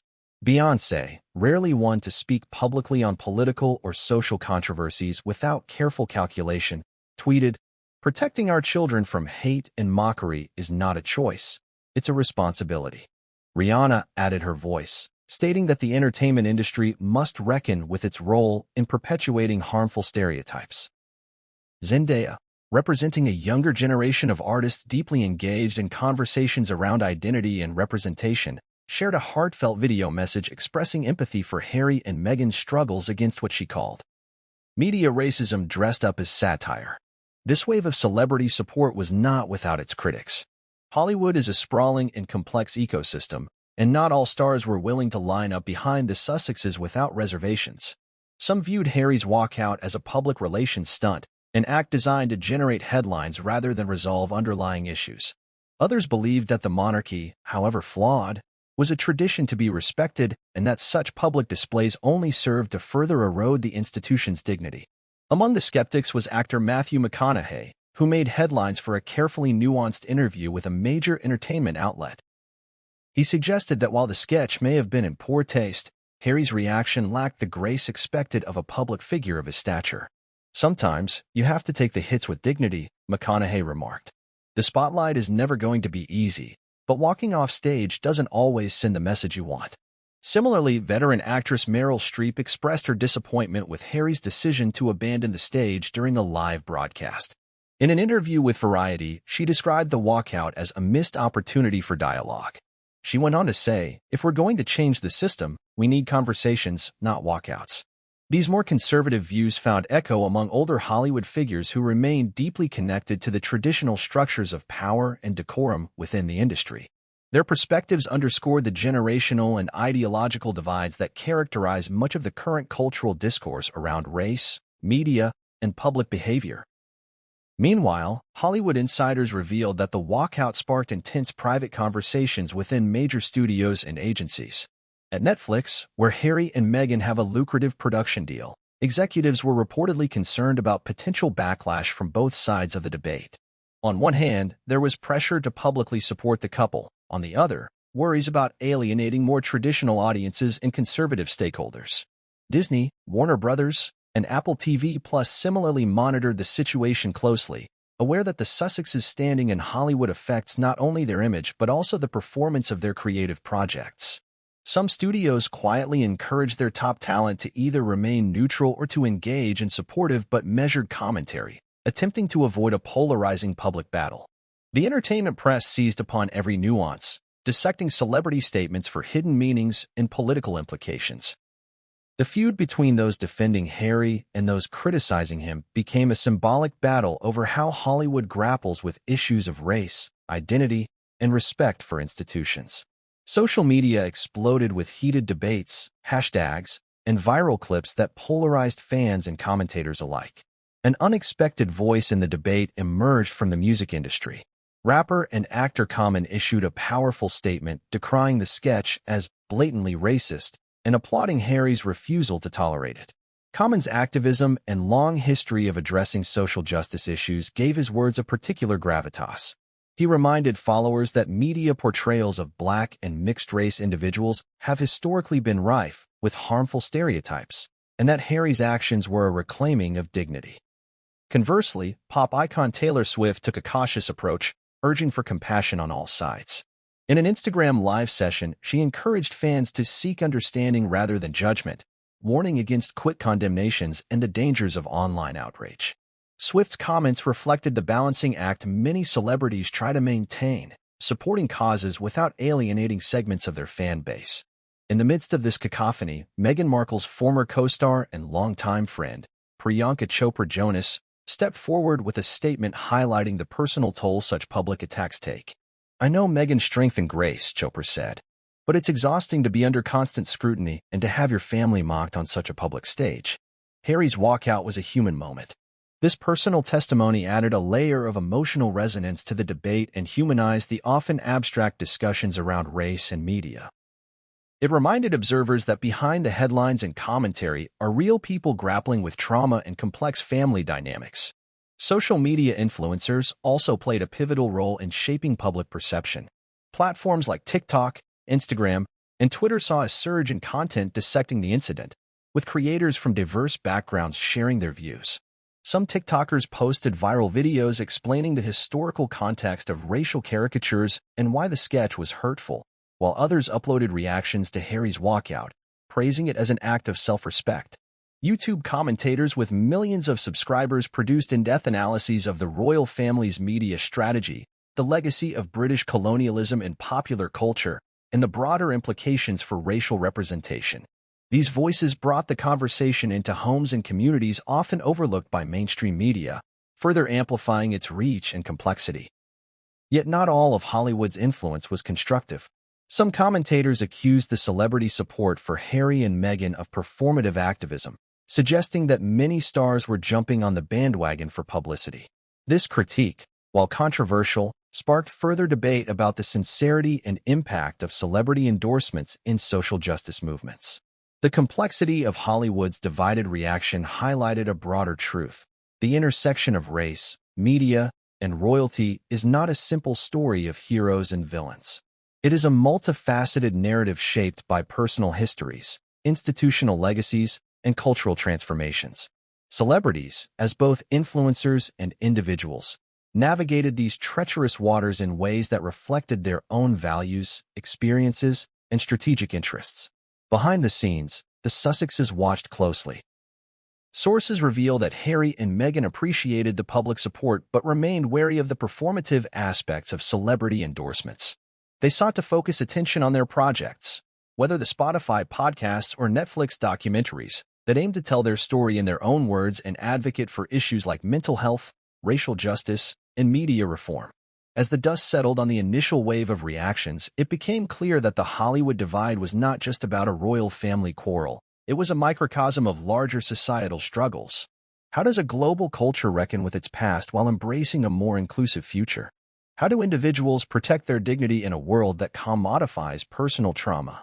And what role does celebrity play in shaping or obscuring these vital conversations? For the entertainment industry, the walkout was a wake-up call and a challenge. It demanded reflection on its complicity in perpetuating stereotypes and a reconsideration of how media represents complex identities. For the monarchy, it was another reminder that its relevance depends on more than tradition. it depends on engagement with the issues that define contemporary society. Above all, the incident underscored a simple, undeniable fact. When a member of the royal family chooses to make a stand, the world watches. And in today's hyper-mediated age, that stand can ignite conversations that reach far beyond palace gates and studio lots, touching hearts, minds, and histories around the globe. The moment Prince Harry abruptly walked off the set during the live Jimmy Kimmel broadcast, the world's eyes turned not only to traditional media outlets but exploded onto social media platforms where conversations spiraled rapidly, emotions ran high, and millions instantly took sides.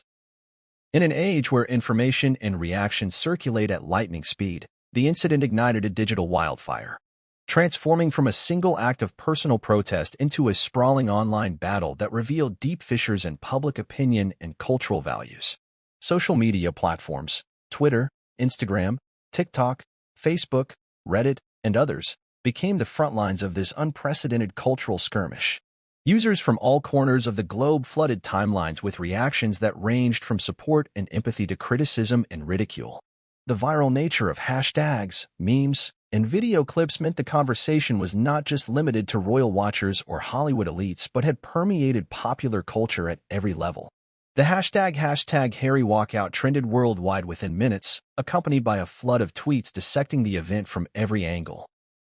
Supporters praised Harry's courage and integrity, framing his departure as a powerful refusal to be complicit in racist caricature and public humiliation. They argued that by walking out, Harry was setting a precedent for how individuals should respond to microaggressions and overt racism, especially in spaces traditionally dominated by majority culture. One Twitter user wrote, "When Harry stood up and left, he wasn't just walking off stage, he was walking out on centuries of oppression disguised as humor. That's the kind of bravery we need."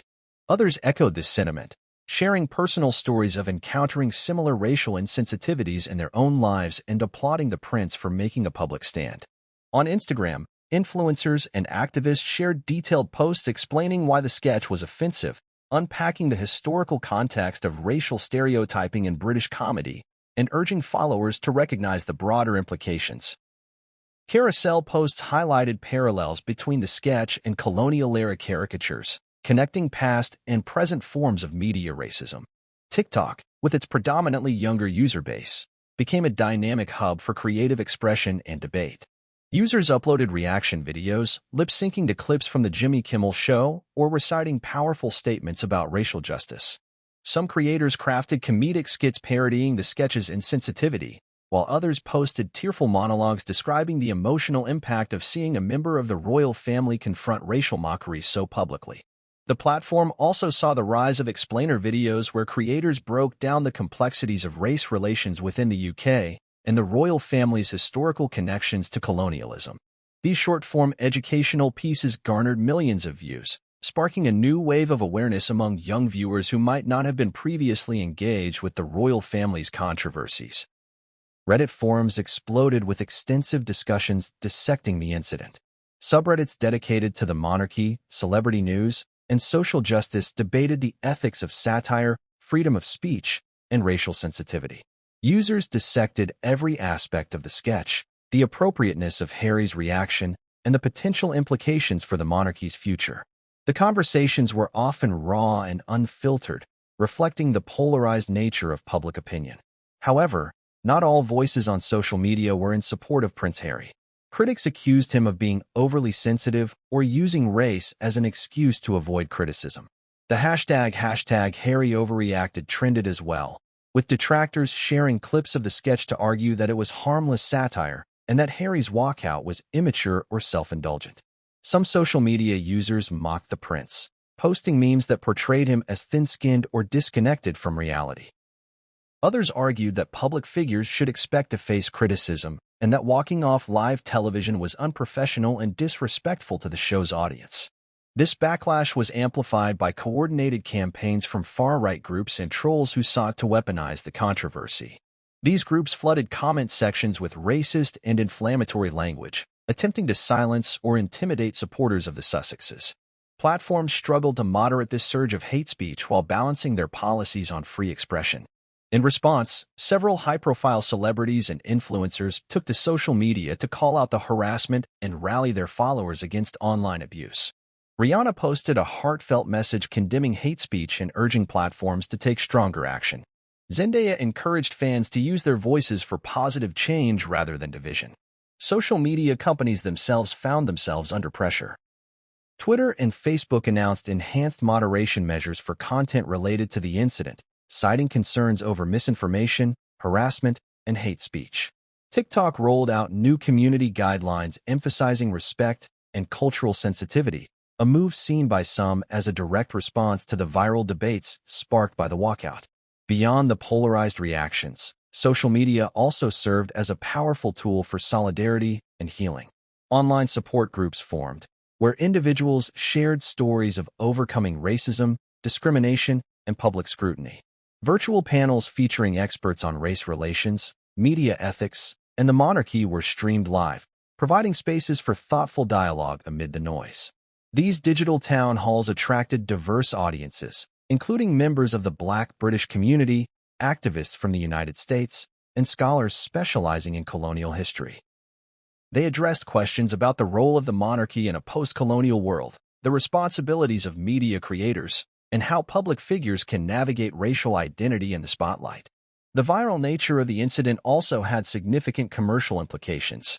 Brands associated with the Sussexes, such as their charitable foundation and production companies, experienced surges in engagement and donations. Conversely, advertisers linked to the sketch's network faced calls for boycotts from activists demanding accountability for what they deemed a racist portrayal. The monetization of the controversy sparked debates about the commodification of trauma and social justice causes. Critics questioned whether celebrities and companies were leveraging the situation for profit or genuine change. This tension underscored the complicated interplay between activism, celebrity culture, and capitalist incentives in the digital age. One particularly notable phenomenon was the rise of cancel culture dynamics around the event. Some users called for boycotts of the sketch's creators and sponsors, demanding apologies and reforms. Others warned against rushing to judgment, emphasizing the importance of dialogue and forgiveness. This back and forth revealed the evolving nature of accountability in the social media era, where public figures and media products can be simultaneously condemned and defended in real time by global audiences. The consequences of such digital scrutiny can be career-defining or career-ending, depending on the shifting tides of public opinion. Amid the whirlwind of posts, memes, videos, and live streams, a profound question emerged. What does justice look like in a world mediated by likes, shares, and viral moments? For Prince Harry and Meghan Markle, the walkout was a personal act of self-preservation and protest. For millions online, it became a symbol. Sometimes a rallying cry, sometimes a cautionary tale of the complexities surrounding race, media, and identity. As the conversation continued to unfold, it became clear that social media was more than just a battleground. It was also a mirror, reflecting society's deepest tensions and hopes. In this digital arena, every tweet, post, and comment contributed to a collective narrative that would shape how the story of the royal family, racial justice, and media representation would be remembered and understood for years to come. In the wake of Prince Harry's dramatic exit from the Jimmy Kimmel Live broadcast, Buckingham Palace found itself at the epicenter of a crisis that few had anticipated but none could ignore. The incident wasn't merely a tabloid sensation or a fleeting viral moment. It pierced the very heart of the monarchy, exposing fault lines that had long been concealed beneath layers of tradition, protocol, and public relations polish. Within hours, the palace's communications team sprang into action. The official response was crafted with a delicate balance of acknowledgement and deflection, an attempt to address the controversy without escalating it or undermining the institution's venerable image. A statement was released that expressed regret for any offense caused by the comedy sketch, but stopped short of condemning it outright. The language was measured, emphasizing respect for creative freedom while underscoring the monarchy's commitment to diversity and inclusion. The statement read in part, "The royal family acknowledges the concerns raised following the recent broadcast. We are committed to fostering understanding and respect among all communities and are engaging in ongoing conversations to ensure our values reflect those of the society we serve." Behind this carefully curated message, however, turmoil was mounting. Inside the palace walls, aides, advisors, and senior royals grappled with the implications of Harry's public defiance. For decades, the monarchy had thrived on unity and discretion, presenting a front of cohesion regardless of internal disagreements. But the walkout shattered that facade, bringing private tensions into stark relief. Senior courtiers convened emergency meetings to assess the fallout.